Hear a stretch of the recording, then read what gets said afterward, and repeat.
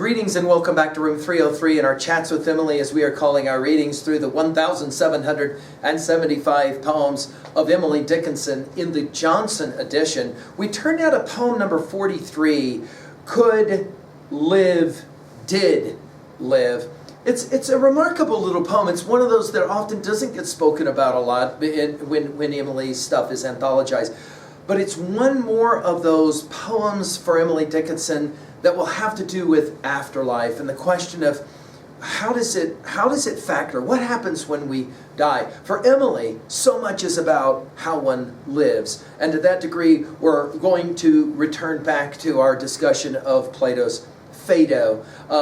Now, our assumptions are that you've been following our stuff at learnstrong.net down that left-hand side, Chats with Emily, our playlist, and that for sure you've already been exposed to our introductory set of comments in that intro lecture, and then the previous 42 poems where we just finished with A Day Hell. Now, again, we've commented at length at learnstrong.net about the dialogues of Plato, and especially that precious dialogue, Phaedo, where Socrates has been convicted of bogus crime, and there's the hemlock sitting in a cup, and soon the old man Socrates will drink from it. And of course, he's giddy with excitement because he's going on his next odyssey. We're going to see this played out here in this poem. And his students are obviously really distraught, and he's like, what's wrong with you guys? I mean, come on. You haven't met any 200-year-old people. You know everybody swings at the park for a few hours and then has to go to the van. The question is not going to the van. The question is, how well did you live your life? And if you've lived your life well, then you will be excited to get on with the next journey. Take a look at the anaphoria, that repetition of initial first words, as we saw in our study of all of the poems and Leaves of Grass in our discussion that we call Talks with Wald. Notice 5 times the word could gets played with here. Poem 43. Could live, did live. Could die, did die. Could smile upon the whole through faith in one he met not to introduce his soul. Could go from scene familiar to untraversed spot. Could contemplate the journey with unpuzzled heart. Such trust had one among us not today. We who saw the launching never sailed the bay. Now, it is unclear as to who exactly it is that Emily is referring to here. No scholars are able to definitely pinpoint who the he is that's referenced here, but clearly somebody who lived the right kind of life. Notice could live, could die, did die. Notice this could, did construction with the italicized of did twice, and then of course not later in the poem. Could smile upon the whole. By the way, in poem 55 that's coming, we'll see the seeds of smiles, and that will be significant for us. This is the first use, though, of the word smile, and again, it takes us back to Plato's Phaedo, as we commented in our comments there at learnstrong.net.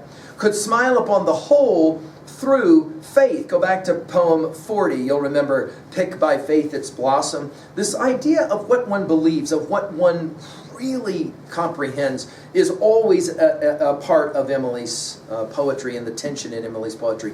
Through faith in one, obviously this is a Christian reference here, through one he met not to introduce his soul. It's an interesting idea, to introduce the soul, that is to say, to heaven. Could go from scene familiar, that is to say this world, to an untraversed spot, i.e. heaven, untraversed, not yet journeyed, right? You don't know really what afterlife is like until, of course, you pass. Could contemplate the journey. Hey guys, I've said this to you. So much of Emily's poetry has Homer standing behind it, and the idea of the journey, the idea of the Odyssey, right? Could contemplate the journey with unpuzzled heart. The word unpuzzled gets used one and only one time in all of the 1,775 poems of the Johnson edition, and here it gets used, with unpuzzled heart. In other words, if you live well, then you're not going to puzzle, back to Plato's Phaedo. You're not going to puzzle about what comes next. You'll just be excited. Such trust. And again, poem 51, when we hit that, will be this use of this word, trust to the loving promise. Such trust had one among us, notice Emily speaking for a group now, among us not today. Notice the italicized of the word not. In other words, he's passed. We who saw the launching, back to the Odyssey, never sailed the bay. In poem 52, we'll remember this out up the bay when we come to that word. And this use of bay in poem 30 will also come to mind as you'll remember from our earlier study. Well, what are we going to do with this speculation on afterlife at 2a? Well, I think the argument that Emily will make is you better swing well, because you're going to have to launch. You're going to have to leave. That is to say, launch with a smile. And the power of faith or trust is critical to the well-lived life. I'm thankful. I'm thinking that's also an important part at 2a. At 2b, notice the anaphoria of the could 5 times, and then of course the did. And then I love that unpuzzled is only used once, and it's here. At 3a, we've mentioned Plato's Phaedo. Poem 30 as well comes to mind as it relates to sailing and the bay. Finally, at 3b, how are you going to own a poem like this? Well, I think it's a fair question to ask, because we asked it when we did Phaedo, right? That is to say, how are you right now living? And are you living a life of joy so that you smile daily, preparing you to, of course, smile when you finally have to go to the van? As we have said, they taught it to us when we were quite young. I don't want to go to the van. I want to say swing at the park. No, honey, you have to leave the park. You cannot swing forever. You only get a short period of time. Swing well. And I think the real question is, how are you swinging right now so that at the moment that you have to launch, are you going to be smiling? I certainly hope so, and I hope our study of Emily is helping you to smile. Thank you.